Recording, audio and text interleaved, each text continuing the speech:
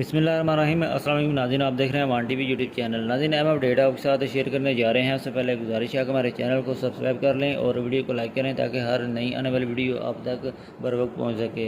नाज़रीन, एक अफसोसनाक खबर आपके साथ शेयर करने जा रहे हैं। जेलम के नवाही इलाका लंगरपुर से थाना काला गुजरा की हदूद में गुज़श्ता रात नामालूम मुलजमान की जानिब से फायरिंग की गई। घर में घुसकर 4 अफराद को कत्ल कर दिया गया। मीडिया रिपोर्ट्स के मुताबिक कत्ल होने वालों में 3 ख़वातीन और 1 मर्द शामिल है।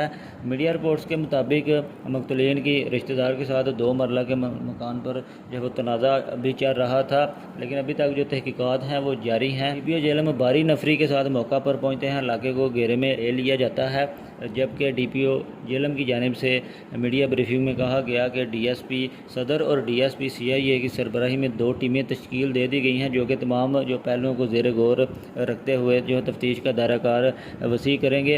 मज़ीद अपडेट्स के लिए देखते रहें अवान TV।